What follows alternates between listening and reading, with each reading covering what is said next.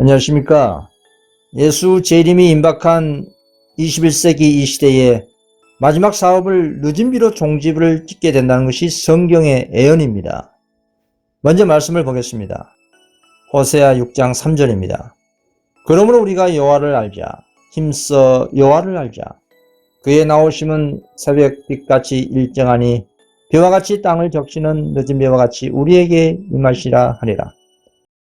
계시록 18장 4절입니다. 또 내가 들으니 하늘로서 다른 음성이 나서 가로되 내 백성아 거기서 나와 그의 죄에 참여하지 말고 그의 받을 재앙들을 받지 말라. 그렇습니다. 오늘날 우리가 살고 있는 21세기 이 시대는 예수 재림이 임박한 그런 시대입니다. 오늘날 재림이 임박한 21세기 시대에 어떻게 구속 사업이 종료될지에 대한 온 우주 거민들의 초미의 관심이 집중되고 있습니다.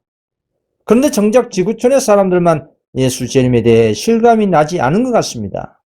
2000년 전에도 예수 초림을 유일하게 기다리고 있었던 사람들은 매우 극소수의 사람들이었습니다. 그들의 한 무리는 목자들이었습니다.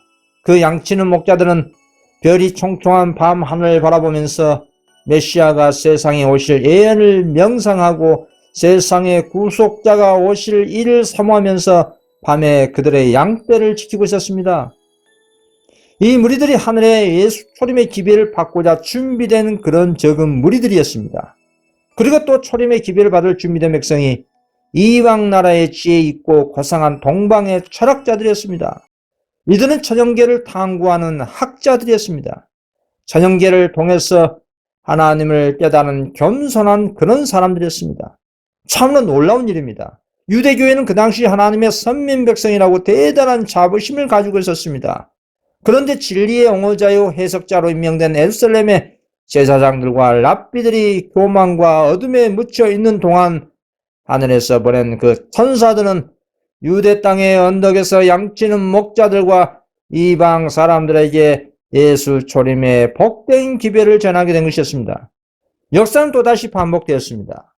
19세기 예수 재림에 대한 기별은 종교 지도자들에게 이탁되지 않았습니다. 평범한 성도들이 하늘의 빛을 받아들였습니다. 역사는 그런 식으로 반복됩니다. 19세기 둘째 천사 기별에 의한 2차 재림운동으로 중단되었던 재림운동이 오늘날 21세기 세대에 셋째 천사 기별에 의한 3차 재림의 운동의 촉진과 늦은 비의 성령 또한 하나님의 예언의 말씀을 기도와 연구하고 받은 빛대로 순종하고 열성을 내는 겸손한 평범한 그런 사람들이 최후의 사업을 이탁받게 될 것입니다. 이것은 성경과 증언에 나온 예언이고 반복될 역사입니다. 그렇다면 어떤 무리에게 늦은 성령이 임하여 구속 사업을 마쳐질까요? 예수님께서 친히 전하신 천국 복음에 대한 비유와 상징 표상은 모두 예언에 기초되어 있다는 사실을 명심해야 합니다. 예수님께서는 마태복음 10장에서 천국 비유를 품꾼들을 포도원에 일하라고 보낸 집주인과 같다고 하셨습니다. 마태복음 10장 1절입니다. 천국은 마치 품꾼을 얻어 포도원에 들여보내라고 이른 아침에 나간 집주인과 같으니 이른 아침부터 11시까지 전 과정은 마지막 때의 시기와 사건들이 맞물려 있습니다. 그리고 어떤 일꾼들이 세상에 나는 큰 포도원에서 일을 하는지도 성취된 예언을 통해 알 수가 있습니다. 마지막 때는 언제부터일까요? 교황권의 중세 암흑시기 활동기간이었던 AD 538년부터 AD 1798년 이후입니다. 그리고 다니엘 8장 14절에 2300 주야의 예언에 기초한 시점으로 말하자면 BC 457년 가을에서 AD 1844년 가을까지입니다.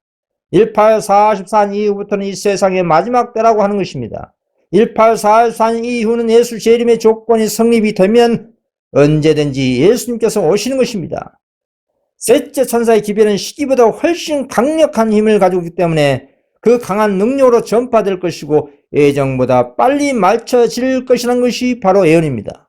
주님께서 말씀하신 천국 복음이 모든 민족에게 증거되어 온 세상에 전파되어야 그제야 끝이 온다고 하셨습니다. 마태복음 24장 14절 이 천국 복음이 모든 민족에게 증거되기 위하여 온 세상에 전파되리니 그제야 끝이 오리라. 마지막 때의 천국 복음이 계시록 14장 세 천사의 기별입니다. 이 첫째 천사의 기별이 전파되었던 1차 재림운동은 1831년부터 1844년 봄까지입니다. 이른 아침에 나온 그 당시의 복음의 일꾼들은 심예 교인이었던 일리암미를 중심으로 한 성실한 개신교인들이었습니다. 많은 사람들이 새벽 일찍 일터에 나가기 위해서 나온 이 시간대는 천국 복음이었던 첫째 천사 기별의 1차 재림운동에 잘 들어맞는 그런 시간대였습니다. 1844년 봄부터 가을까지의 천국 복음이 둘째 천사 기별에 의한 2차 재림운동이 일어났던 시간대가 제3시 시간대입니다. 물론 이때의 일꾼들도 성실한 개신교인들이었습니다. 그리고 제60대 일터에 나간 천국복음 증거자와 전파했던 일꾼도 개신교인들이었습니다. 1844년 가을에 예수님이 나타나지 않았던 대실망의 시기에 계시록 14장 9절의 셋째 천사 기별자들이었던 소수의 화이트 무리들이었습니다. 90대의 일꾼들은 재림 교인들이었습니다. 188년도에 계시록 18장 1절에 네 번째 천사가 내려왔던 시기와 맞물린 그런 시간대입니다. 그 당시에 존 스노 와근의 믿음에 의해 기별이 하늘의 거룩한 심장이었던 천국 복음이었습니다. 그리고 마지막으로 제11시에 등장한 품꾼들은 어느 시간대의 어느 일꾼들일까요?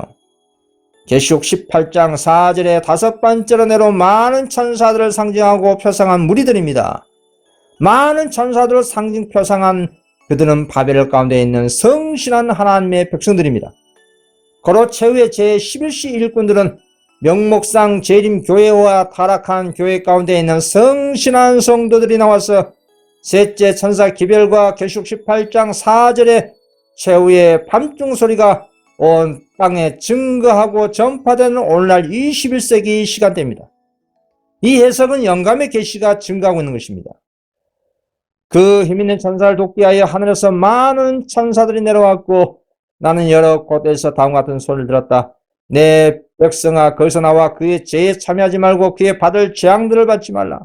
그 죄는 하늘에서 사무쳤으며 하나님의 그의 불의한 일을 기억하신지라. 이 기별은 마치 밤중 소리가 1844년의 둘째 천사의 기별에 연합했듯이 셋째 천사의 기별에 추가된 것처럼 보였다.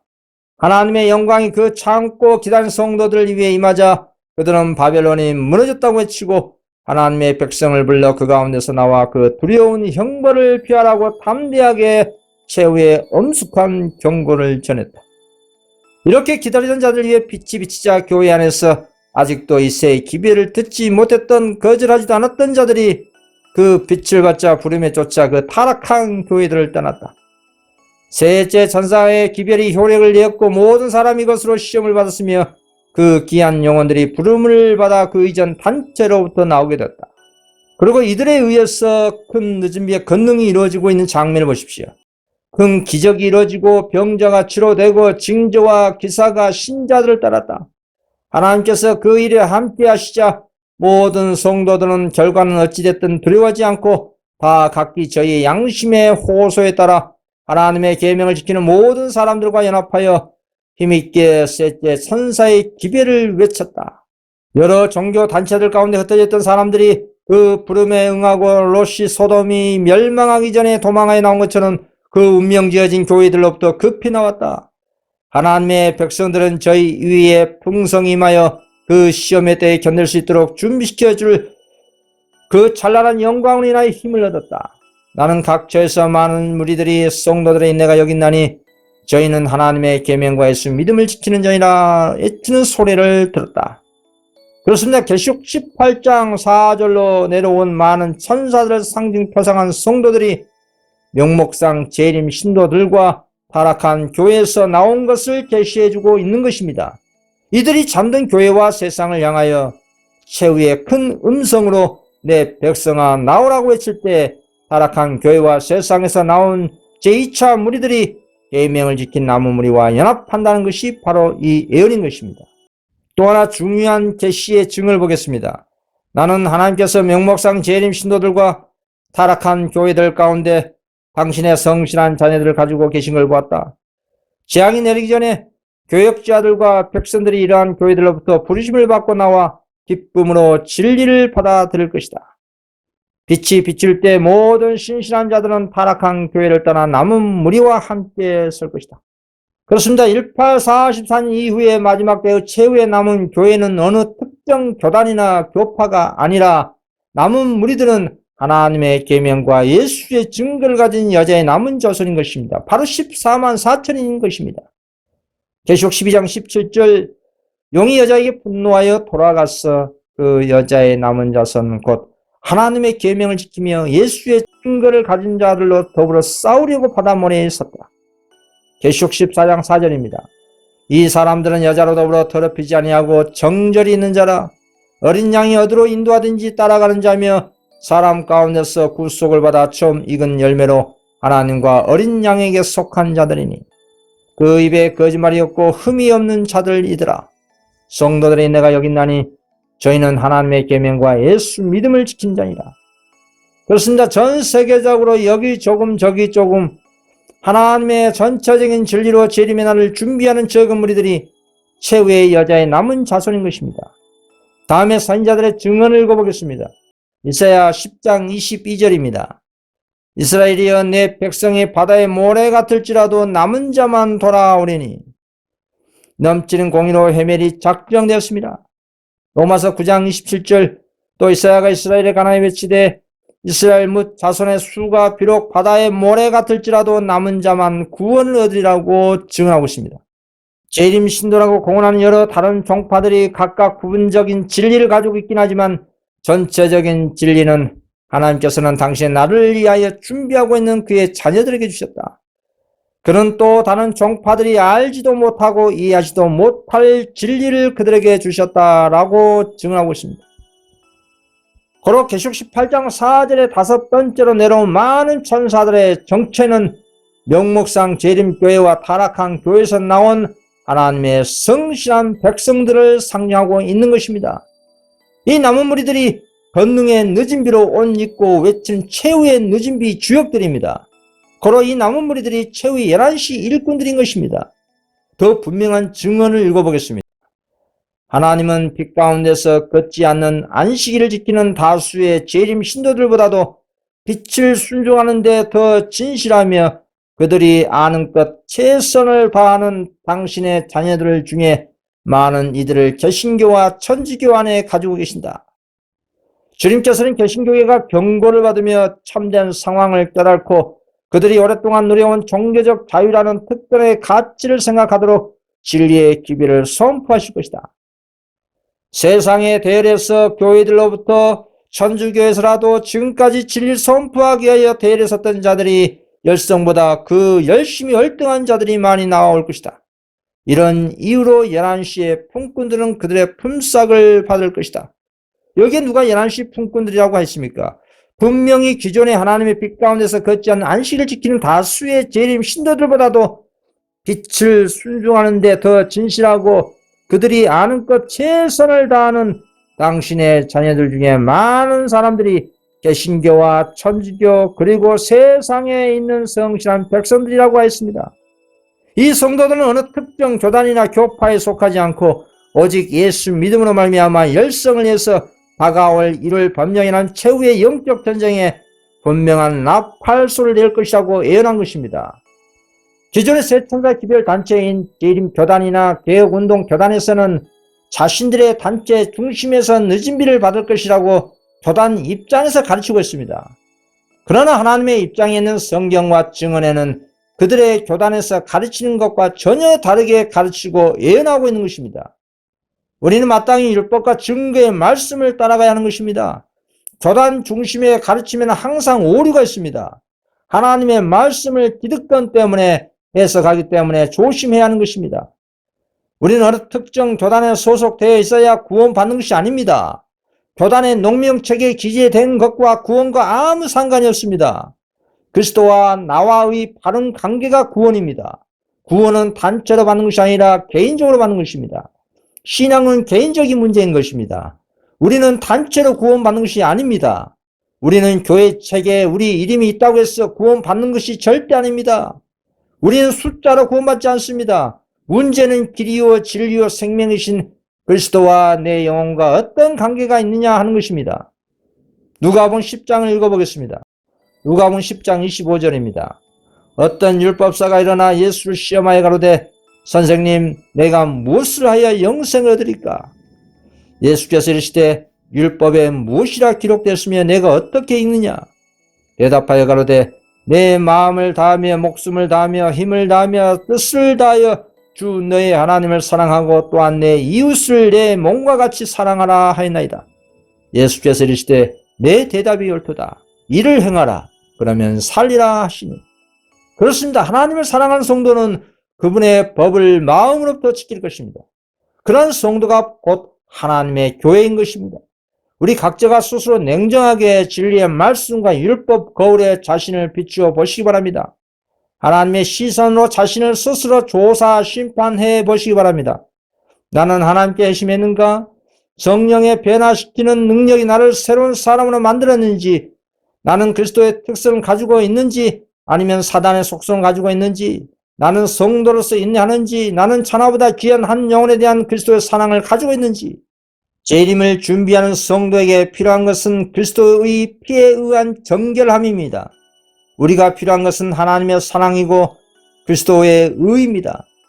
이것이 우리 마음에 있다면 그 성도는 하나님의 교회인 것입니다. 피상주의고 감상주의가 신앙이 아닙니다. 백일몽에 빠진 것이 신앙이 아닙니다. 교단과 교파주의 정신이 가지고 있다면 그것은 하나님의 교회도 아니고 바른 신앙도 아닙니다. 진리의 사랑으로 역사하고 영혼을 정결케 하는 예수 믿음이 우리에게 절대적으로 필요하고 우리가 원하는 것이어야 하는 것입니다. 그런 마음을 가지고 있다면 하나님의 귀중하게 보시는 교회인 것입니다. 1번입니다. 과거 역사를 통해 본 이른비의 주역들은 누구인가?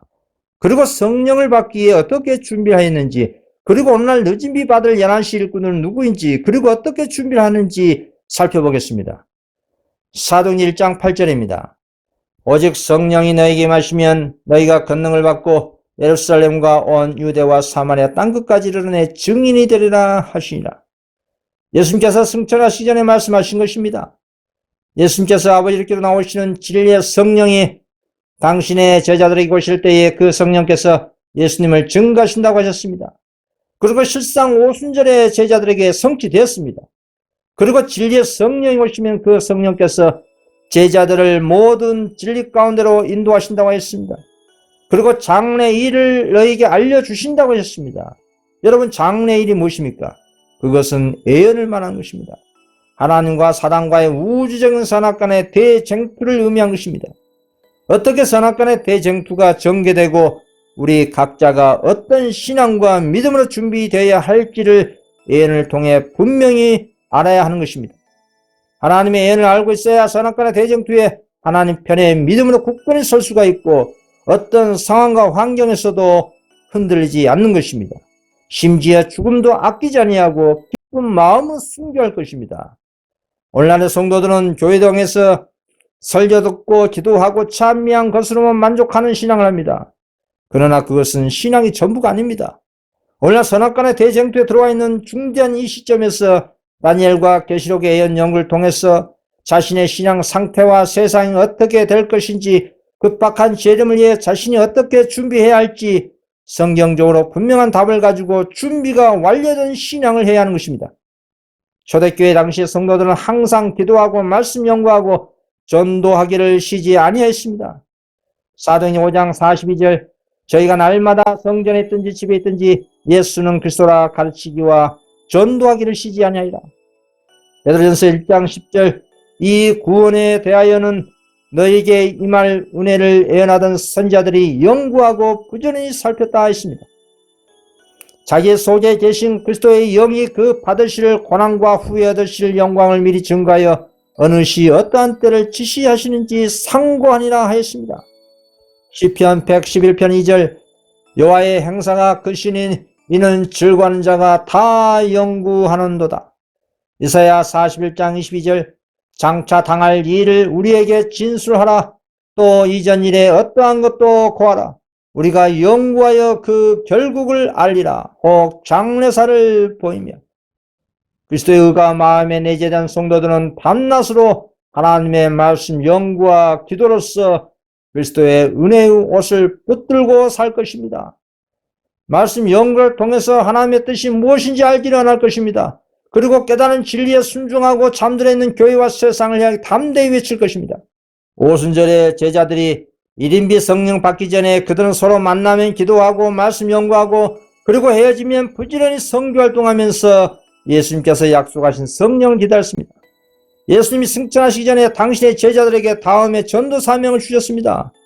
마태복음 28장 19절 그러므로 너희는 가서 모든 족속으로 제자를 삼아 아버지와 아들과 성령의 이름으로 침례를 주고 내가 너희에게 분부한 모든 것을 가르쳐 지키게 하라. 볼지어다 내가 세상 끝날까지 너희와 항상 함께 있으리라 하시니라. 여러분, 예수님의 제자들은 마가의 다락방에서 믿는 사람들끼리 만나서 교제만 하고 기도만 하는 것이 아니었습니다. 그들은 예수님께서 약속하신 성령의 약속을 간절히 구하고 헤어지면 부지런히 전도활동했다 이 말입니다. 옛날의 제자들은 모두 오직 한 가지 문제만 집중했습니다. 그리스도 같은 품성을 원했고 하나님 나라와 의를 구한 데만 전념하면서 그리스도의 선교봉사에 매진한 것입니다. 모두가 이 한 가지에 집중하였기 때문에 서로 녹고자 하는 불화가 발생할 수가 없는 것입니다. 오늘날도 마찬가지입니다. 마음이 새롭게 되고 셋째 천사의 기별과 진리로 교훈을 받고자 하는 사람들은 오순절 때와 같은 그런 순교자적인 정신으로 신앙을 해야 하는 것입니다. 오늘날 말세의 성도들은 준비를 게을리하면서 주의 날에 설 수 있게 해줄 늦은 비와 새롭게 되는 때를 기다리고 있는 것은 대단히 잘못하고 있는 것입니다. 그 누구도 모든 죄와 교만과 이심과 세상을 사랑하는 마음과 모든 옳지 못한 언행을 극복하지 못한다면 결코 늦은 비에 새롭게 함을 얻지 못할 것입니다. 어떻게 하나님의 계명을 고의적으로 범하고 불순종하는 사람들에게 성령이 부어지겠습니까? 그래서 우리는 오늘날 은혜 이 시기에 주께로 더욱더 가까이 나아가 필요한 준비를 갖추는 일에 열성을 내야 하는 것입니다. 참된 증인께서 말세의 성도들에게 무엇이라고 견책하였습니까? 계시록 3장 19절 무릇 내가 사랑한 자를 책망하여 징계하노니 그러므로 내가 열심을 내라 회개하라. 옛날 제자들이 오순절 1인 성령이 임하기 전과 임한 후에 제자들이 어떤 변화가 있었을까요? 달라지는 것은 오직 하나였습니다. 그것은 성령께서 친히 그 제자들에게 임하여 표적과 기적이 동반된 것입니다. 무슨 말이냐면 마가의 다락방의 120명 성도들은 오순절 성령 받기 전이나 받은 후나 변함없이 열성적인 기도와 전도 사명을 가지고 신앙을 했다는 뜻입니다. 그리고 그들은 자신들이 예수님을 불신하는 죄와 교만과 이심, 제자들끼리 서로 놓고자 하는 자고심 모두 서로 자복하고 참된 회개가 나타난 것입니다. 오늘날도 이 같은 오순절 성령 받기 전 상태가 우선시 되어야 한다 이 말입니다. 오늘날 받은 빚에 비례하여 활동적인 그리스도의 선교봉사에 종사하지 않으면서 늦은 빚 성령을 받았다고 주장하는 사람들이나 그런 교단은 거짓된 성령주의자들입니다. 그런 사람들이나 교단들은 결코 최종적인 11시 일꾼들이 아닌 것입니다. 게으른 종들에게는 늦은 빚 성령의 역사가 임하지 않습니다. 그런 불의의 사람들은 처음부터 신앙을 다시 시작하는 것이 자신에게 유익이 될 것입니다. 다음에 말씀의 과정을 거치는 것이 중요하다 이 말입니다. 호세아 10장 12절 너희가 자기를 위하여 의를 심고 긍휼을 거두라. 지금이 곧 여호와를 찾을 때니 너희 묵은 땅을 기경하라. 마침내 여호와께서 임하사 의를 빛처럼 너희에게 내리시니라. 마가복음 4장 18절 땅이 스스로 열매를 맺되 처음에는 싹이요 다음에는 이싹이요 그 다음에는 이싹의 충실한 곡식이라. 그렇습니다. 먼저 자신의 마음의 밭을 갈아엎어야 합니다. 그리고 처음에는 싹이요 다음에는 이싹이요 그 다음에는 이싹의 충실한 곡식이 없는 신앙의 경험들이 단계적으로 얻어야 하는 것입니다. 이것이 이름 위한 늦은 비의 단계적인 신앙의 경험적인 순서인 것입니다. 과거 제자들은 오순절에 성령을 받았기 때문에 헌신과 희생을 한 것이 아니라 전도를 한 것이 아니라 그리스도의 사랑 때문에 오순절 성령 받기 전이나 받은 후나 열성과 겸손으로 복음 사업에 마음과 목숨을 다한 것입니다. 오순절 성령 받은 제자들에게 달라진 것은 오직 이른비의 성령의 표적과 기적만 추가된 것이었습니다. 그들은 권능의 성령을 받기 전에 이미 마음에 하나님의 은혜로 더 큰 성령의 선물을 받을 준비가 되었던 것이었습니다. 그래서 그 제자들에게 권능의 성령으로 인쳐진 것입니다. 오늘날도 마찬가지입니다.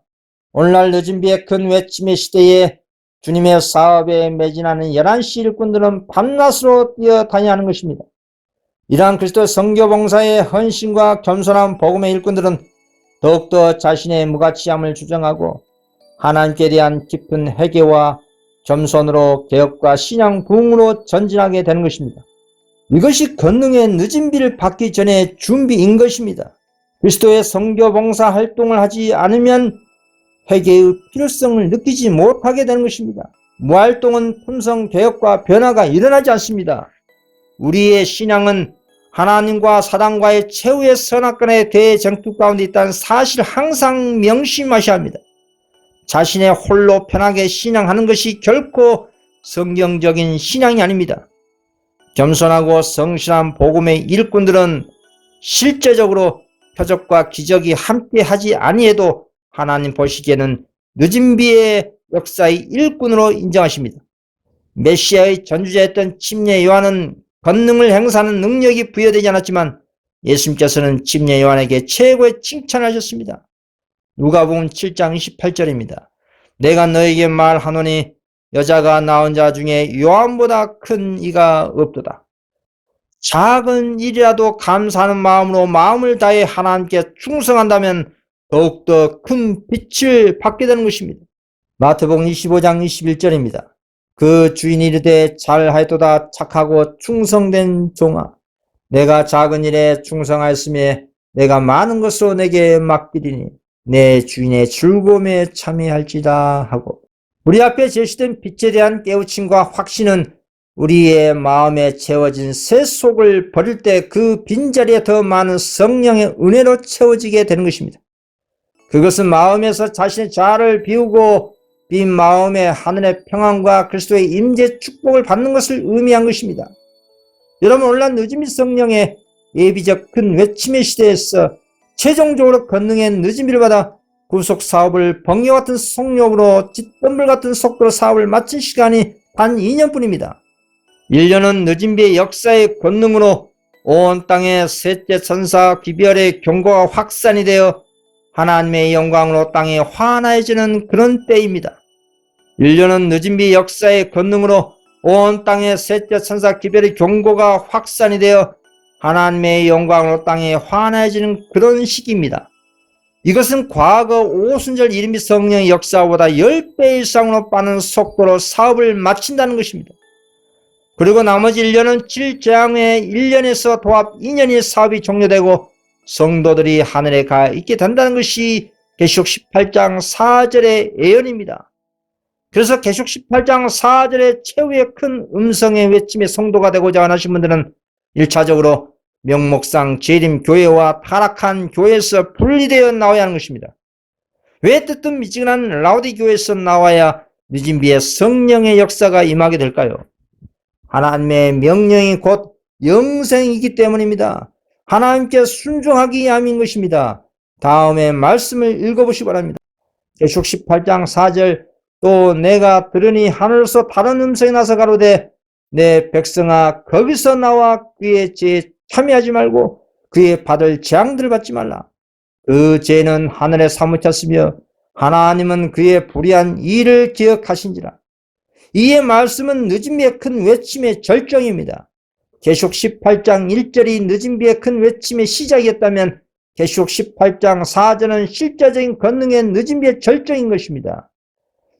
권능의 늦은비의 절정으로 들어가기 전에 먼저 이 세상의 모든 라오디게아 종교단체와 타락한 세상의 단체에서 나오는 것이 하나님께 대한 회개이고 순종인 것입니다.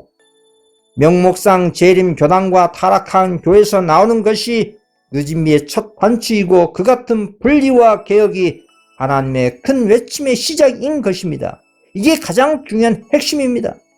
그런데 사람들은 뜨뜻미지근한 교회와 타락한 단체에 머물러 있기를 좋아합니다. 그걸 원합니다. 개혁하기를 원하지 않습니다.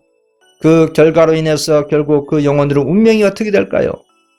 그 단체가 범한 하늘에 사무친 죄에 참여하게 되고 그 단체와 함께 재앙들을 받게 된다 이 말입니다. 그의 죄에 참여하지 말고 그의 받을 재앙들을 받지 말라고 했습니다. 그 죄는 하늘에 사무쳤다 했습니다. 하나님은 그 단체의 불의한 일을 기억하신다 했습니다. 라오디게아 시대의 대표 교회인 재림교단과 개혁운동교단은 기득권이 된 지 각각 160년이 됐고 100년이 됐습니다. 이 교단들은 하나님의 복음의 빛을 크게 받은 셋째 천사 기별을 믿노라는 단체들입니다. 재림교단은 대총회가 결성된 지 160년 됐습니다. 그리고 개혁운동 교단은 대총회가 결성된 지 100년 가까이 됐습니다. 그런데 셋째 천사 기별을 대총회적으로 세상에 경고를 하면 사업이 2년이 마무리될 터인데 적극적으로 교회와 세상에게 경고의 기별을 부르지 못하고 있는 것입니다. 이 단체들은 하나님의 뜻대로 움직이지 아니하고 복지부동한 라오디게아 교회의 상태로 빠져 있는 것입니다. 이렇게 라오디게아 상태에 빠져 있는 이런 단체의 성도가 그 안에 있으면 뜨뜻 미지근한 전염병에 단체로 걸리는 것입니다. 그래서 하나님의 명령에 따라 속히 그곳에서 분리되어야 하는 것입니다. 고로 기존의 세 천사 기별 교단들은 시대의 부르심에 따라서 사명을 이행하지 못한 연고로 결국 명목상 재림 교단이 되고 새 속의 기득권 단체가 되고 만 것입니다. 여러분, 이 세 천사의 기별을 믿노란 이 교단들은 기존의 천주교나 개신교보다 못한 교단들이 되고 말았습니다. 왜냐하면 바른 빛이 매우 크고 큰 특권이 주어졌는데도 불구하고 그 빛에 비례하여 영원한 복음 사업을 추진하지 못하였기 때문입니다. 다음에 말씀을 읽어보시기 바랍니다. 누가복음 12장 47절 주인의 뜻을 알고도 예비치 아니하고 그 뜻대로 행치 아니한 종을 많이 맞을 것이요 알지 못하고 맞을 일을 행한 종은 적게 맞으리라. 무릇 많이 받은 자에게는 많이 찾을 것이요 많이 맡은 자에게는 많이 달라할 것이나 제7안식일 예수재림 교회는 성소의 저울에 달려줄 것이다. 이 교회는 그가 받은 특권과 이점들에 의해서 심판을 받게 될 것이다. 교회의 영적인 경험이 그리스도께서 무한한 값으로 부여하신 특권들에 상하지 않는다면 또한 교회에 주어진 축복을 가지고도 교회에 위탁된 일들을 수행하지 않았다면 그 교회는 부족함이 보이노라 라는 선고를 받게 될 것이다. 받은 빛과 기에 의해서 교회는 심판을 받을 것이다 라는 중요한 증언입니다. 이에 증언에 나온 교단은 어느 특정 교단을 말하는 것이 아니라 제7일을 안식일로 삼아 지키는 모든 교단들을 말하고 있는 것입니다. 또 다음에 증언을 읽어보겠습니다. 세상의 구주께서는 소돔과 고모라를 멸망시킨 죄보다 더 큰 죄가 있다고 선언하신다. 죄인들을 회개하도록 부르시는 복음의 초청을 듣고도 이것에 주의를 기울이지 않는 자들은 시딤 골짜기의 주민보다 하나님 앞에 죄가 더 크다. 또한 그보다 더 큰 죄는 하나님을 알고 그 계명을 지키노라 공언하면서도 그들의 품성과 일상생애에서 그리스도를 부인한 자들의 죄이다. 구세주의 경고에 비추어 보면 소돔의 운명은 공공연하게 죄를 범하는 자들뿐 아니라 하늘이 보내신 빛과 특권을 무시하는 모든 자들에게 대한 엄숙한 훈계이다. 참된 증인은 에베소 교회에게 말씀하셨다. 너를 책망할 것이나니 너의 처음 사랑을 버리느니라. 그놈은 어디서 떨어진 것을 생각하고 회개하여 처음 행위를 가지라. 만일 그리하지 아니하고 회개치 아니하면 내가 내게 임하여 내 촛대를 그 자리에서 옮기리라 라고 경고한 것입니다. 이것은 그 단체를 비난한 것이 아니라 하나님의 입장에서 그 단체에 있는 성도님들에게 간곡히 말씀 연구하고 깨달은 진리에 따라 하나님께 충성하시라고 호소드린 것입니다. 그러한 뜻은 미지근한 라오디게아 교회 안에 나와서 하나님 편에 서시라는 뜻입니다.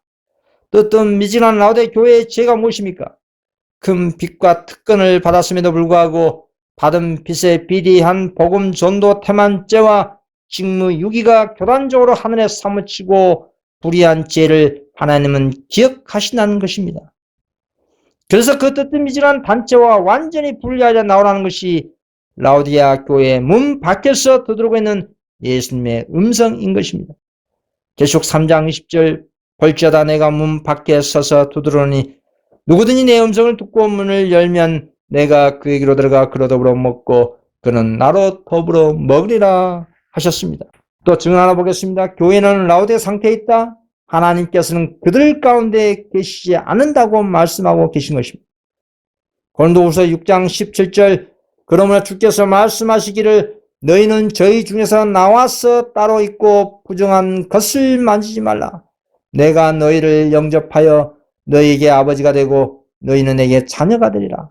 전능하신 주의 말씀이라 하시니라.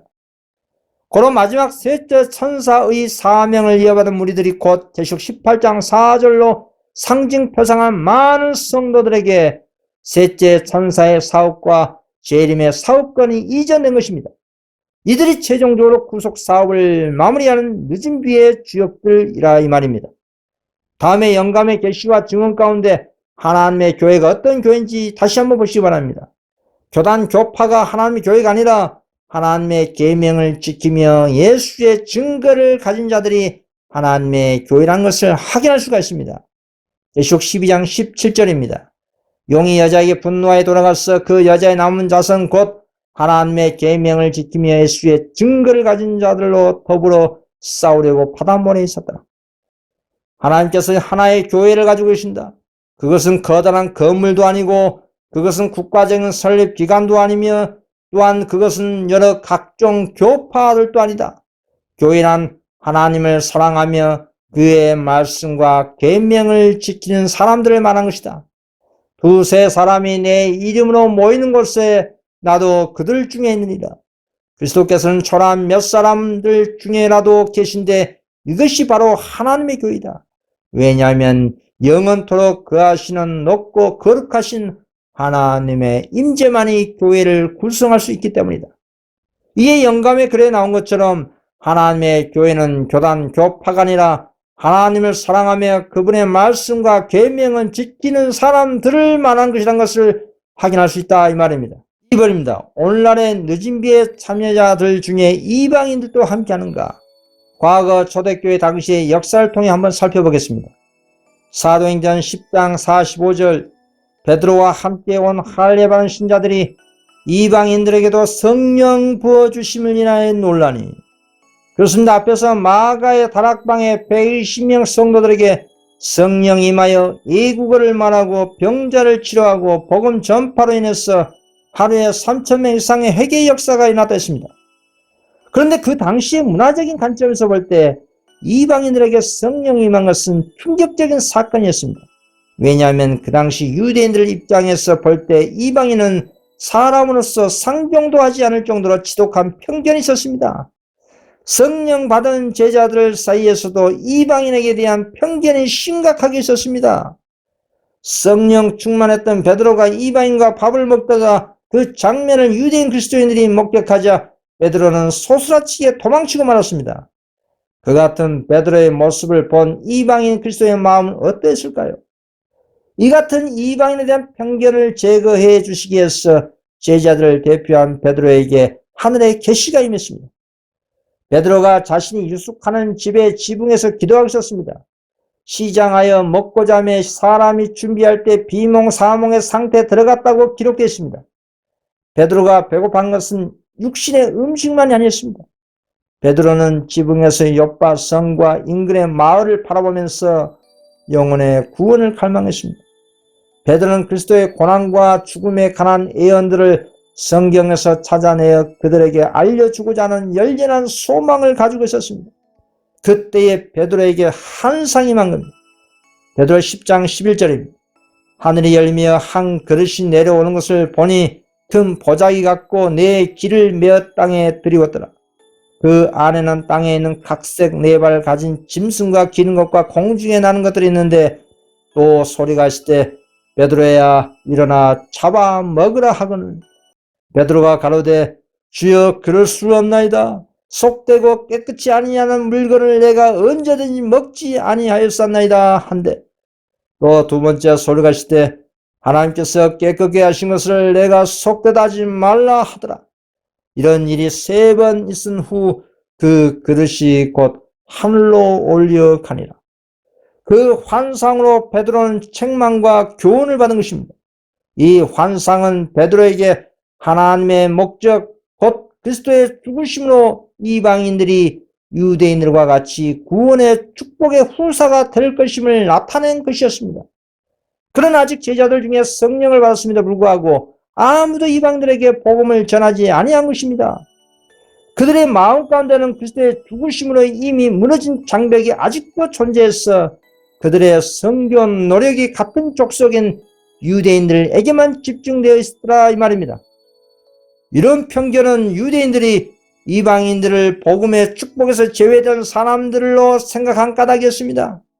예수님은 하나님의 복음의 계획의 범위가 여러 나라 족속 방언 백성들에게 전 세계적인 것임을 베드로를 비롯하여 제자들에게 가르치고자 하신 것이었습니다.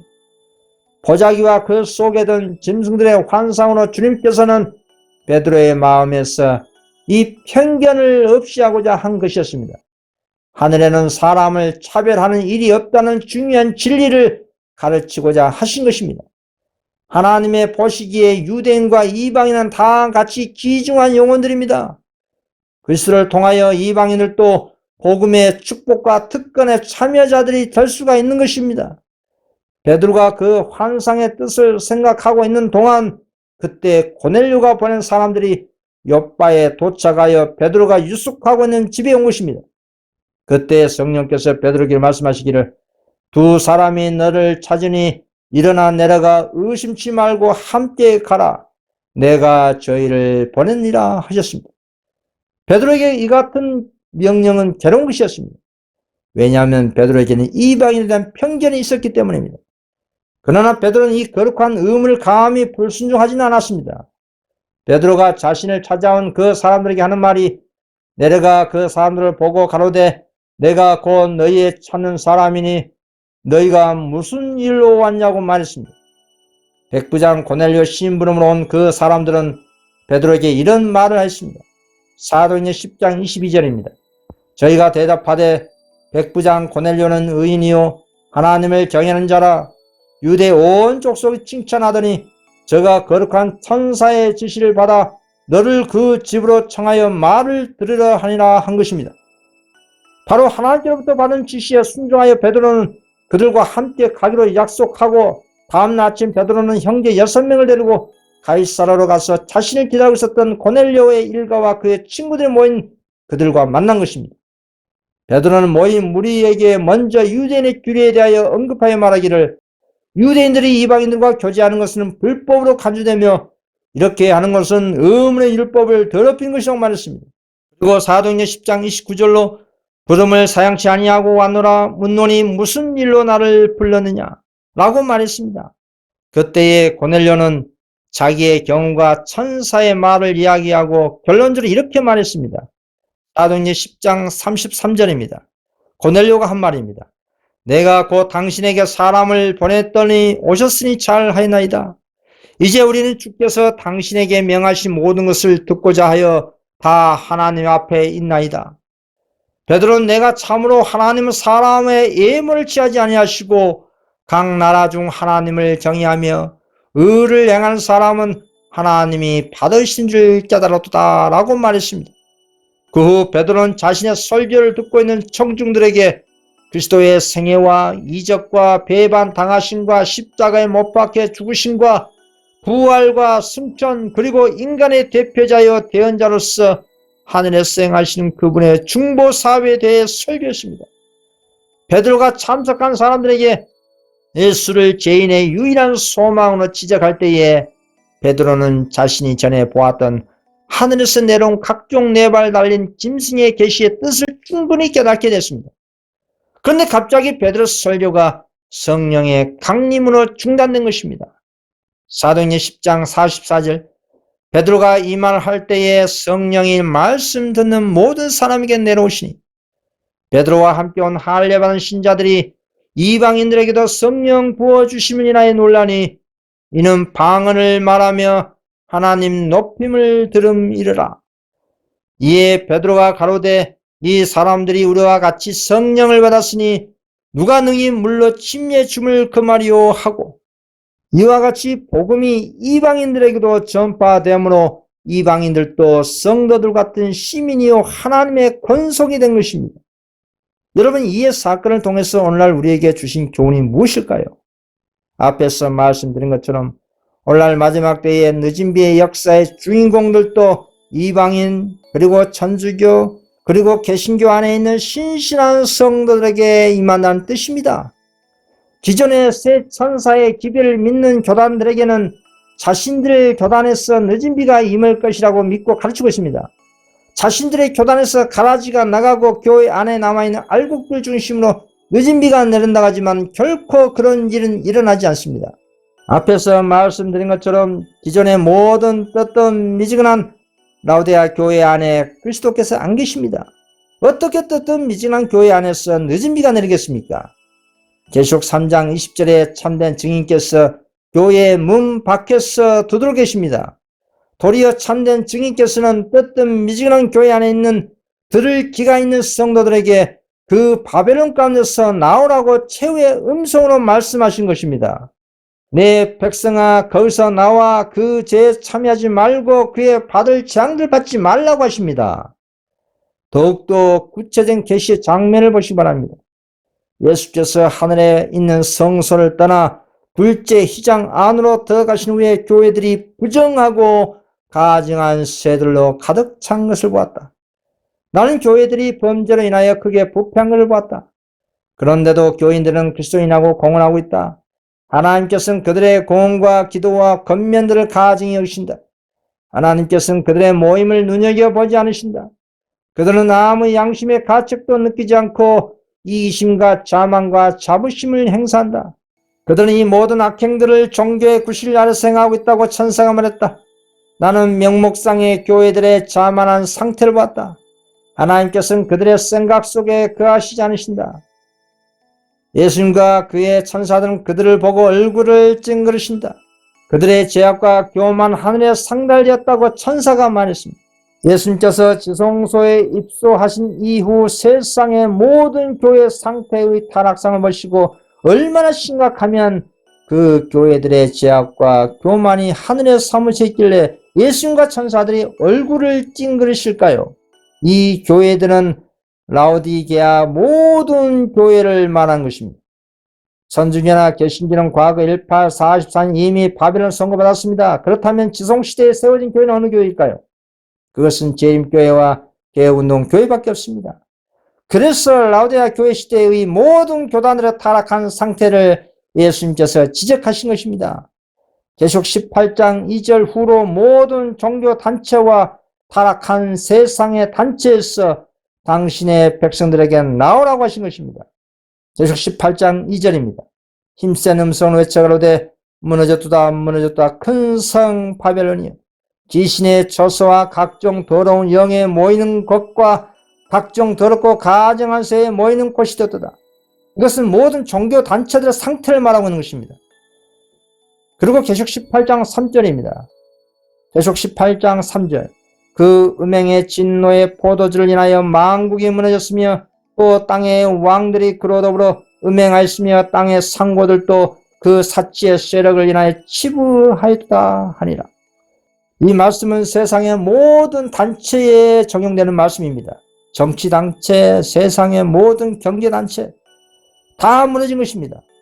오늘날 모든 교회들이 이 바벨론 선언의 말씀이 자신들의 교단들에게 적용하지 않고 인정하지 않을 것입니다. 그래서 하나님의 말씀이 더 부각되는 것입니다. 자신들의 교단의 입장에서 말씀을 해석하지 마시고 하나님의 눈과 말씀 입장에서 보셔야 사태의 심각성을 인식할 수가 있는 것입니다. 여러분, 바벨론 죄가 무엇입니까? 하늘의 기별을 거절하고 죄와 오리를 고집스럽게 주장하고 그래서 타락하고 고의적으로 회개하지 않는 죄입니다. 더 큰 바벨론 죄는 무엇일까요? 재림을 촉진시킬 수 있는 셋째 천사의 기별을 주었는데도 불구하고 재림을 지체시킨 죄인 것입니다. 이 기별을 받아들였다면 2년 후에 천국에 가 있을 것이라고 했는데 셋째 천사의 기별을 믿는다고 하는 교단들이 도리어 지금까지 계속 하늘의 빛을 거절하고 있는 죄가 하늘에 사무친 죄라는 것입니다. 고로 이런 죄를 가지고 있는 모든 단체나 개인이나 할 것 없이 하나님 보시기에는 모두 바벨론이라는 것입니다. 이러한 사람이나 단체에 결코 늦은 비가 아니라 일인비의 역사도 사라지고 마는 것입니다. 하나님께서는 당신의 존전에 있었던 루스벨과 그의 동료자 하늘천사 3분의 1이 반역을 하고 끝까지 회개하지 않은 연고로 그 무리들을 아끼지 아니하시고 하늘에서 쫓아내셨습니다. 하물며 이 땅에 당신의 교회라고 주장하는 그 교단들이 하나님의 계명을 고의적으로 인간의 계명으로 고쳐서 가르치고 진리를 애곡하고 뜨뜻미지근한 무활동한 잠든 그런 교회를 아끼울까요? 참된 증인께서는 회개치 않는다면 내 입에서 토하여 내치시고 촛대를 옮기신다고 경고했습니다. 계시록 2장 5절 그놈으로 어디서 떨어진 것을 생각하고 회개하여 처음 행위를 가지라. 만일 그리하지 아니하고 회개치 아니하면 내가 내게 임하여 내 촛대를 그 자리에서 옮기리라. 3번입니다. 늦은 비는 왜 내리는가요? 늦은 비가 내린 이유가 무엇일까요? 여러분 먼저 오늘날 늦은 비의 때에 최후의 늦은 비 성령으로 충만하기를 원하신다면 하나님의 말씀에 전적으로 순종해야 하는 것입니다. 회개해야 하는 것입니다. 그것이 성령 받는 유일한 조건입니다. 다음에 말씀을 읽어보겠습니다. 사도행전 2장 38절입니다. 베드로가 가로되 너희가 회개하여 각각 예수 그리스도의 이름으로 침례를 받고 제 사함을 얻으라. 그리하면 성령을 선물로 받으리니. 사도행전 3장 19절입니다. 그러므로 너희가 회개하고 돌이켜 너희 죄 없이 함을 받으라. 이같이 하면 유쾌하게 되는 날이 주 앞으로부터 이를 것이요. 그렇습니다. 성령은 우리 인간에게 주신 하나님의 최고의 선물입니다. 누가복음 11장 13절에 너희가 악할지라도 좋은 것을 자식에게 줄 알거든 하물며 너희 천부께서 구하는 자에게 성령을 주시지 않겠느냐 하시리라. 육신의 부모의 마음을 가진 사람이면 그 누구도 배가 고파서 떡을 달라고 하는 자녀를 예면하지 않을 것입니다. 하나님의 대리자이신 성령이야말로 모든 선물 가운데서 최고로 가장 큰 선물인 것입니다. 가장 좋은 것이 이 성령의 선물 안에 모두 포함되어 있는 것입니다. 창조주 자신이 할지라도 이보다 더 위대하고 더 좋은 것을 당신의 자녀에게 주실 수 없는 것입니다. 우리가 죄의 고통 중에서 세리처럼 죽게 불쌍히 여겨달라고 간구하고 하나님의 성령을 통하여 우리를 정로로 인도해달라고 탄원하면 길이요 진리이신 예수님께서는 우리의 기도를 결코 물리치지 않으시고 즉각적으로 성령으로 응답하시는 것입니다. 여러분, 그런데 우리 인간이 성령을 근심하게 하고 죄를 고집하고 성령의 음성을 고의적으로 거절하면 어떻게 될까요? 그리고 성령께서 사람의 마음에서 떠나면 어떻게 될까요? 창세기 6장 3절입니다. 여호와께서 가라사대 나의 신이 영원히 사람과 함께 하지 아니하리니 이는 그들이 육체가 됨이라. 노아의 때처럼 사람이 이성 없는 짐승처럼 광폭해지는 것입니다. 인간이 빈 껍데기가 되는 것입니다. 그냥 육체가 되는 것입니다. 타락한 본성대로 사는 것입니다. 그럼 짐승과 다를 바 무엇이 있겠습니까? 오늘날 점점 성령께서 물러가는 시대에 우리는 살고 있는 것입니다. 오늘날 대속죄일이라는 영적 가을 절기 끝에 살고 있는 성도들에게 왜 늦은 비가 필요할까요? 왜 하나님께서는 당신의 최고의 선물을 당신의 자녀들에게 주시고자 하신 것일까요? 이유는 이렇습니다. 이 세상을 덮고 있는 어두움은 사단이 뿌려놓은 하나님의 품성에 대한 오해의 어둠입니다. 사람들은 하나님의 품성에 대한 지식을 잃어버리고 있습니다. 사단의 거짓된 주장과 오류로 인해서 하나님의 품성이 잘못 이해되고 그릇 해석되고 있다 이 말입니다. 이런 때에 하나님께서 주신 마지막 자비에 셋째 천사의 기별이 전해져야 하는 것입니다. 이 셋째 천사의 기별은 광범위한 성령의 감화력과 구원의 능력을 가지고 있는 영성의 기별입니다. 이 셋째 천사의 기별로 인해서 하나님의 품성이 널리 알려지게 해야 합니다. 이 어두운 세상에 하나님의 영광의 빛, 곧 그분의 사랑과 긍휼과 진리의 빛을 온 세상에 비춰줘야 합니다. 그런데 우리는 사단이 뿌려놓은 하나님께 대한 이 오해의 어둠을 어떻게 제거해야 할까요? 우리 인간의 노력만은 절대 불가능한 일입니다. 그래서 오늘날 마지막 때에 그리스도와 사단 사이에 우주적인 선악간의 대쟁투를 마침표를 찍으려면 절대 필요되는 것이 늦은 비의 성령의 역사입니다. 그래야 우주적인 선악간의 대쟁투가 종집을 찍을 수가 있는 것입니다. 이 이유 때문에 늦은 비가 절대로 오늘날 하나님의 성도들에게 필요되는 것입니다. 우리 각자의 개인적인 구원보다 더 중요한 것은 사단과 죄가 영원토록 종식되고 온 우주의 안정과 영원대대로 반역의 정신이 사라지게 하는 것이 가장 중요합니다. 그리고 무엇보다도 하나님의 사랑이시라는 증거가 온 우주 가운데 영원대대로 증거가 되어야 하는 것입니다. 이 같은 우주적인 구속의 계획 때문에 세상의 빛을 마지막 자비의 빛, 그 세상에 전파되어야 할 마지막 셋째 천사의 기별이 곧 늦은 비의 기별이 이 땅에 보내진 것입니다. 문제는 누가 이 우주적인 거룩한 사명을 깨달아 받아 감당하시겠습니까? 누구든지 들을 귀가 있는 자는 들을 것입니다. 그 주인공들이 여러분과 제가 하는 것입니다. 오늘날 마지막 때의 하나님의 남은 성도들이 하나님의 계명을 지키며 예수 믿음을 가지고 하나님의 품성을 나타내야 합니다. 우리 자신과 인류와 우주를 위해 행하신 하나님의 놀라우신 은혜를 나타내야 하는 것입니다. 마태복음 5장 16절에 이같이 너희 빛을 사람 앞에 비치게 하여 저희로 너희 착한 행실을 보고 하늘에 계신 너희 아버지께 영광을 돌리게 하라 하셨습니다. 이 말씀이 성취되어야 하는 것입니다. 그러기 위해서는 절대적으로 명목상 재림 교회와 타락한 모든 교회와 세상의 단체에서 나와야 하는 것입니다. 그것이 늦은 비 큰 외침에 받기에 합당하게 준비된 성도의 첫 발걸음이고 개혁이 수반된 회개인 것입니다. 늦은 비에 큰 외침을 할 최후의 남은 무리는 그 어떠한 세속과 단체에 매여 있어서는 안 되기 때문입니다. 여러분 어떻게 뜨뜻미지근한 라오디게아 교회 안에 있으면서 늦은 비를 발 수가 있겠습니까? 그것은 성경적이지도 않고 상식적이지도 않습니다. 예수님께서 라오디게아 교회 안에 계신 것이 아니라 교회 문 밖에 계십니다. 참된 주님께서 내 백성아 그 뜨뜻미지근한 교회에서 나오라고 하십니다. 계시록 18장 4절에 마지막으로 내려온 많은 천사들의 음성을 들으셔야 합니다.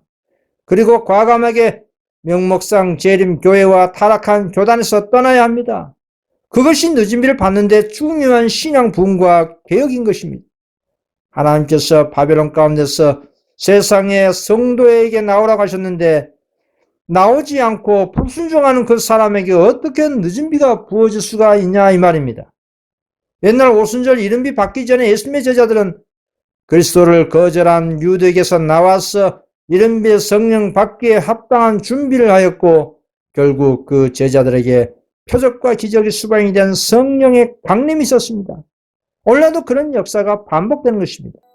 왜 표적과 기적이 수반이 되는 성령의 역사가 있었을까요? 여러분 그 당시 제자들이 밤낮으로 예수 복음을 외쳤지만 사람들은 진리에 무관심하였습니다. 그래서 제자들은 더욱더 그리스도께서 보내주시겠다는 성령을 간절히 구했습니다. 그리고 그 약속하신 성령께서 제자들에게 임하였습니다. 그리고 수많은 사람들이 제자들을 통한 성령의 표적과 기적의 역사를 보고 제자들이 전한 그리스도의 복음을 믿고 회개한 것입니다. 마지막 때의 늦은 비 역사도 옛날처럼 준비된 제자들에게 임하게 될 것입니다. 오늘날 사람들은 옛날보다 더 진리에 무관심합니다.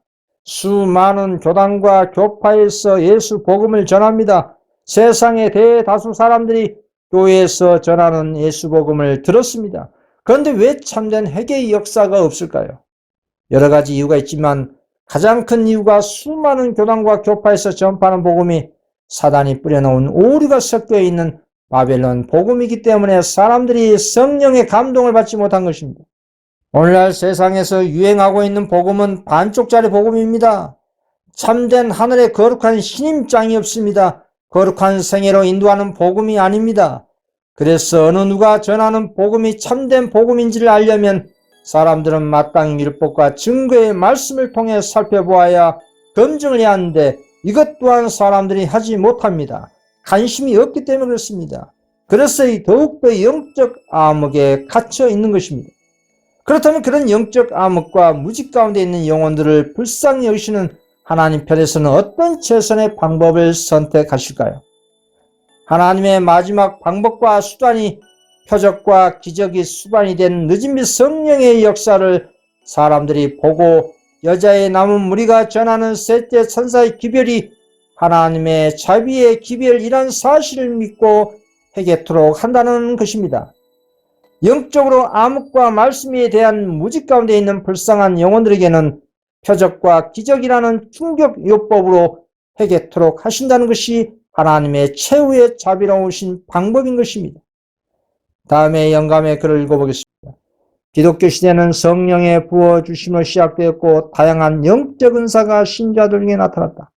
이것들은 매우 풍성하였으므로 바울이 고린도에 있는 교회에 성령의 나타남은 그것으로 모든 사람에게 유익을 주기 위함이라고 편지하였는데, 이 말은 많은 사람들이 적용한 것 같이 세상에 있는 모든 사람을 뜻하는 것이 아니고 교회 안에 있는 각 사람을 가리켰다. 큰 배도가 있은 후에는 이러한 은사들이 거의 나타나지 않았는데, 이것이 바로 그리스도인하고 공헌한 자들이 영적 은사는 초대 교회에만 국한되었다고 믿는 이유인 것이다. 그러나 은사들이 그친 것은 교회의 불신과 과오 때문이 아닌가? 하나님의 백성들이 진정 하나님의 계명과 예수 그리스도의 믿음을 선포하고 초대 교회 당시의 믿음과 활동을 회복한다면 늦은 비가 그 은사들을 다시 불러일으키지 않겠는가? 이렇게 유추해 보면 우리는 분명히 그것을 기대할 수 있을 것이다. 하나님의 성령의 특별한 역사가 그리스도의 초림을 위하여 필요했듯이 재림을 위하여 그 필요가 더욱 절실하지 않겠는가? 특히 마지막 시대의 이기는 전대미문의 것이며 거짓 선지자들이 큰 기사와 이적으로 할 수만 있으면 택한 자들까지도 미혹하려고 하는 이때에 그것이 더욱더 필요하지 않겠는가? 성경에도 다음과 같이 말씀이 있다. 또 가라사대 너희는 온 천하에 다니며 만민에게 복음을 전파하라. 믿고 침례를 받는 사람은 구원을 얻을 것이요 믿지 않는 사람은 정죄를 받으리라. 믿는 자들에게는 이런 표적이 따르느니 곧 저희가 내 이름으로 귀신을 쫓아내며 새 방언을 말하며 뱀을 집으며 무슨 독을 마실지라도 해를 받지 아니하며 병든 사람에게 손을 얻은 즉 나으리라 하시더라. 마지막 때의 남은 무리에게 주어질 늦은 빛 성령의 강림이 장래에 있을 것으로 기대하지 말고 그 은혜를 지금 받는 것이 특권이라 이 말입니다. 성령의 강림을 위하여 구하고 그것을 받기 위해서 간절히 기도하고 그것이 있을 것을 믿어야 하는 것이다 이 말입니다.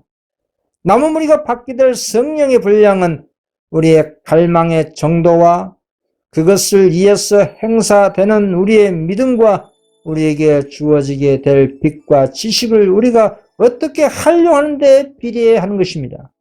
무슨 말일까요? 성실하고 겸손하게 적극적으로 그리스도의 선교 봉사에 분투하는 하나님의 자녀들에게 늦은 비 성령의 강림이 임한다는 뜻입니다. 그 늦은 비의 후보군들이 계시록 18장 4절로 많은 천사들로 상징한 최후의 밤중 소리인 많은 성도들인 것입니다. 이 최후의 밤중 소리는 잠잠한 소리가 아니라 영적으로 암흑이 된 세상과 교회를 향해 깨어 일어나라는 밤중 소리입니다. 광야에서 외치는 침례 요한의 음성인 것입니다. 눈에 현저하게 보이지 않지만 활동하는 밤중 소리인 것입니다. 그렇게 부지런히 활동하면서 예수님이 약속하신 늦은 빛 성령을 보내달라고 기도로서 하나님을 성가시게 해야 하는 것입니다. 이것은 하나님이 우리에게 원하시는 것입니다. 에스겔 36장 37절입니다. 나 주 여호와가 말하노라. 그래도 이스라엘 족속이 이와 같이 자기들에게 이루어 주기를 내게 구하여 할지라. 하나님께서는 우리가 이 성령 구함에 대한 문제로 당신을 아주 번거롭게 하기를 원하시는 것입니다. 하나님께서는 우리가 이 성령 구함에 대한 문제로 당신을 아주 번거롭게 하기를 원하십니다. 그래서 우리는 하나님께서 원하신 대로 기도와 활동을 통해서 하나님을 번거롭게 해야 합니다. 그래야 성령을 부어지는 것입니다. 4번입니다. 셋째 천사의 기별을 전하는 다섯째 천사의 사명을 이해한 성도들에게 걷느냐 늦은 비가 수반된다면 어떤 사건들이 일어날까요? 계시록 13장 15절입니다. 저가 건설을 받아 그 짐승의 우상에게 생기를 주어 그 짐승의 우상으로 말하게 하고 또 짐승의 우상에게 경배하지 않은 자는 몇인 다 죽이게 하더라. 분노한 사단은 세상의 모든 타락한 교회들과 그리고 이교 세력들을 더욱더 결속하게 만듭니다. 여자의 남은 자손을 향해 온갖 술수와 강교한 세상의 경제 정책으로 고립시킬 것입니다. 그리고 결국은 죽이려고 하는 것입니다. 사단은 준비된 성도들이 하나님의 영광의 품성을 온 땅에 비치지 못하게 하기 위해서 일요일 강제 법령이라는 최후의 수단으로 기별 확산을 막으려고 하는 것입니다. 사단의 일요일 법령이라는 마지막 이 핍박의 카드는 여자의 남은 자손을 통해서 나타난 그리스도의 의를 박멸하기 위한 것입니다. 왜 사단이 여자의 남은 자손을 통해서 나타난 그리스도의 의를 박멸하려고 할까요? 사단이 하늘에서 반역한 그 논리가 무엇이었습니까? 사단은 이렇게 말했습니다. 하나님은 독단적으로 당신의 율법으로 우주를 통치하십니다. 우리 천사들은 본래 거룩한 존재들이기 때문에 율법의 저지를 받을 필요성이 없습니다. 라고 주장한 겁니다. 사단의 논리는 하나님께서 하늘 주민들에 대한 율법과 법칙을 제정하실 때 공정하게 하지 않았다고 주장했습니다. 그리고 우주의 모든 피조물의 복종만을 요구하시는 것은 하나님께서 독재자이기 때문에 그렇다는 것입니다. 결국 사단은 하나님의 율법을 문제 삼아 하늘 천사 3분의 1과 이 지구촌의 대다수 사람들이 사단의 거짓에 다 미혹당하고 말았습니다. 그래서 하나님의 아들이 인간으로 오셔서 하나님의 율법이 아무 문제가 없다는 것을 입증하신 것입니다. 하나님의 계명을 온전히 솔선수범하여 순종하신 삶을 보여주셨습니다. 예수님은 십자가에 죽기까지 하나님의 품성의 사본인 율법을 지키셨습니다. 고로 사단의 기만을 완전히 분쇄하셨습니다. 예수님께서 하나님 율법에 대해서 이렇게 말씀하셨습니다. 마태복음 5장 17절 내가 율법이나 선지자나 폐하러 온 줄로 생각지 말라. 폐하러 온 것이 아니라 완전케 하려 합니다. 진실로 너희에게 이르노니 천지가 없어지기 전에는 율법의 1.1핵이라도 반드시 없어지지 아니하고 다 이루리라. 그리스도의 대속적인 십자가 죽음은 단지 우리 개인의 구원에만 한정된 것이 아닙니다. 온 우주 거민들의 영원한 안전을 위한 우주적인 안전장치인 것입니다. 온 우주의 한 점의 의혹 없이 죄에 대한 의구심과 죄의 위협이 존재할 수 없도록 하신 것이 그리스도의 십자가 사건입니다. 그리고 지금 진행 중인 조사, 심판과 성소 정결 사업이 뒷받침되고 있는 것입니다. 사단이 여자의 남은 자손을 중한 이유는 하나님의 굴속의 경륜을 이해하고 선악간의 대장투에 뛰어든 라오디아 교회 시대의 최후의 신앙 선수들이기 때문입니다. 여자의 남은 자손이 하나님의 율법을 지킬 수 있다는 증거를 가지고 있기 때문에 사단이 그렇게 강렬하게 증오하는 것입니다. 세상의 모든 교회가 사단이 뿌려놓은 뜨뜻 미지근한 문둥병에 감염됐는데 이상하게도 그렇게 소수의 남은 무리만이 이 뜨뜻 미지근한 연병에 감염되지 않고 도리어 하나님의 계명을 지키고 예수 재림을 촉진시키고 굴속의 경륜을 성취시킨 것을 볼 때 사단은 얼마나 중요하겠습니까? 그리고 반면에 하나님과 온 우주의 천사들이 여자의 남은 자손을 보고 얼마나 행복하시겠습니까? 하나님이 남은 무리를 보고 왜 행복하고 기뻐할까요? 여러분, 세상의 자녀들이 부모의 심정을 알고 부모들이 시키기 전에 그 자녀들이 알아서 해야 할 일을 착착하면 얼마나 부모님들이 기뻐하십니까?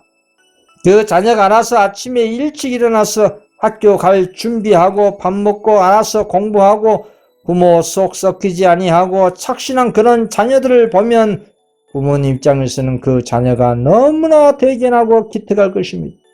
우리 하나님께서는 마찬가지입니다.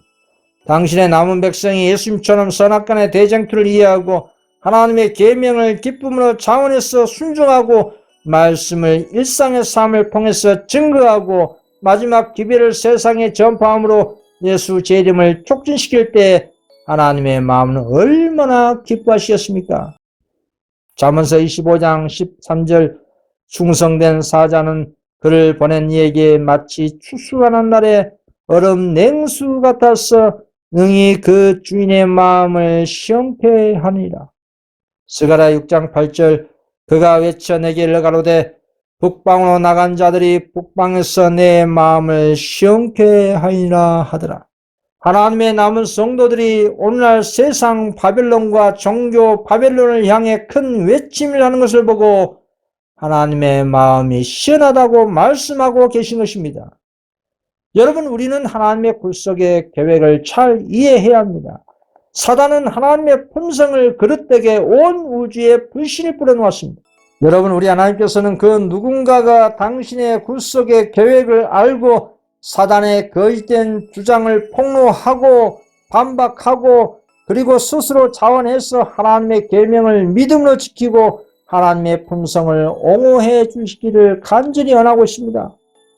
이런 우리 하나님께서는 사단이 우주 가운데 뿌려놓은 하나님의 품성의 오해의 어둠으로 인해서 온 우주 거민들로 하여금 판단당하고 계십니다.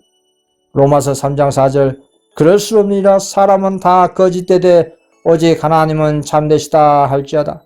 기록된 바 주께서 주의 말씀에 의롭다함을 얻으시고 판단받으실 때에 이기리 하심이라 한과 같으리라. 지금도 당신의 마음을 사람들이 알아주기를 바라는 것입니다. 사단의 거짓된 주장에 미혹당하지 말고 하나님의 자비와 공의로운 품성을 사람들이 알아주시기를 바라는 것입니다. 1.1에게 의심과 의혹 없이 하나님의 사랑에는 변함이 없고 하나님의 율법에는 아무 문제가 없다는 사실과 온 우주의 피조물들이 하나님의 율법이 행복을 주는 안정과 보호의 울타리라는 것을 깨닫기를 원하시는 것입니다. 그로 인한 하나님의 굴속의 계획과 하나님의 마음을 알고 선악간의 대쟁투의 자원에서 하나님 편에 서는 하나님 계명을 지킨 남은 무리에게 최후의 늦은 비의 성령을 선물로 부어지는 것입니다. 그 결과로 2년 이내에 모든 사업이 마치고 구원받은 성도들이 하늘에 가 있게 될 거라는 것이 계시록 18장 4절의 하나님의 예언인 것입니다. 계시록 18장 4절의 이 한 구절 속에 우주적인 복음의 비밀이 다 담겨져 있습니다. 연구하시기 바랍니다. 마음과 목숨을 다해 연구하시기 바랍니다. 그러면 분명히 의의 교사이신 성령님께서 깨달아 알게 해 주실 것이고 좁은 길로 인도하실 것입니다. 성령께서 좁은 길로 인도하실 때에 여러분들은 거절만 하지 않으시면 되는 것입니다. 5번입니다. 계시록 18장 4절은 재림을 촉진시키는 밤중소리. 계시록 18장 4절로 내려온 5번째 많은 천사들의 큰 소리 외침은 셋째 천사 기별에 추가된 최후의 밤중소리입니다. 셋째 천사 기별은 시기보다 초강력한 기별입니다. 이 기별이 늦은 비를 받기에 합당한 준비된 남은 자들에 의해서 외쳐져서 2년 후에 천국에 들어간다는 기쁜 소식입니다. 예수님께서 속히 오신다는 영원한 복음인 것입니다. 서두에서 말씀드린 것처럼 천주교, 개신교 세상의 단체에서 셋째 천사의 빛을 받고 나온 성실한 성도들이 늦은 비의 최후의 제11시 일꾼들이라는 것을 우리는 확인했습니다. 그래서 최후의 늦은 비의 주인공들은 명목상의 재림교회와 타락한 교회와 세상의 단체에서 나온 성실한 백성들에게 임한다는 것이 성경과 증언의 예언입니다. 이 마지막 사업은 늦은 비의 성령의 친역사로 이루어지기 때문에 번개와 같은 빠른 속력으로 셋째 천사의 빛의 사업이 2년 이내에 마침내 완성시킨다는 것입니다. 다음에 영감의 글을 읽어보겠습니다. 거룩한 능력이 인간의 노력과 연합하게 될 때에 사업은 마치 집건물에 불이 번지는 것처럼 그런 속도로 사업이 확대될 것이다. 하나님께서는 인간이 식별할 수 없는 매개물들을 부르실 것이며 인간이 하나님의 주장에 호응하기를 거부하지 않았던들 성취할 수 있었던 축복을 누렸을 그런 사업을 천사들이 수행할 것이다. 여러분, 인간이 식별할 수 없는 매개물로 부르신다는 말의 의미가 무엇일까요? 그것은 우리의 인쇄물입니다. 돌들이 소리질러 사업을 종료시킨다는 뜻입니다. 누가복음 19장 40절 대답하여 가로소되 내가 너희에게 말하노니 만일 이 사람들이 잠잠하면 돌들이 소리지르리라 하시니라. 하늘로부터 큰 능력을 가지고 내려와 그 영광으로 세상을 환하게 빛을 다른 천사의 사업은, 즉 계시록 18장 천사의 사업은 대부분 우리의 출판소를 통해 이루어질 것이다. 셋째 천사의 복음의 일꾼들은 문서 전도에 매진해야 합니다. 그리고 인터넷으로 인한 출판물도 마찬가지입니다. 삽시간에 세계 모든 곳곳으로 인터넷망을 통해서 번개와 같은 속도로 온 세상에 하나님의 아는 영광의 지식과 경과가 확산되고 있는 중입니다. 그래서 과거 초대교회 때 받은 1인배 성령의 역사보다 10배나 더 빠른 속도로 사업이 종료되는 것입니다. 그리고 중요한 것은 우리의 마음의 자세입니다. 이 마지막 시대를 위한 복음의 사업에 있어서 무엇보다 필요된 것은 돈이나 재능이나 학식이나 웅변이 아니라 겸손으로 단장한 셋째 천사 기별에 포함된 예수 믿음인 것입니다. 오늘날의 우리의 모든 수고가 성공을 거두기를 바란다면 우리는 반드시 그리스도와 협력하는 주님의 동역자들이 되어야 하는 것입니다. 주님의 사업을 위하여 기꺼이 수고하고 희생과 비난을 참는 일꾼들이 믿음과 겸손의 태도로 증가한 새 천사의 기별에 질리는 어떤 악의 세력도 이길 수가 없는 것입니다. 왜 사단과 악의 세력들이 진리를 가지고 있는 여자의 남은 자손을 이길 수가 없을까요? 그것은 하늘 아버지와 아들과 성령께서 그리고 천천만만 하늘 천사들이 세상 끝까지 여자의 남은 자손과 항상 함께 하시기 때문입니다. 마태복음 28장 10절 내가 너에게 분부한 모든 것을 가르쳐 지키게 하라. 볼지어다 내가 세상 끝날까지 너희와 항상 함께 있으리라 하시니라.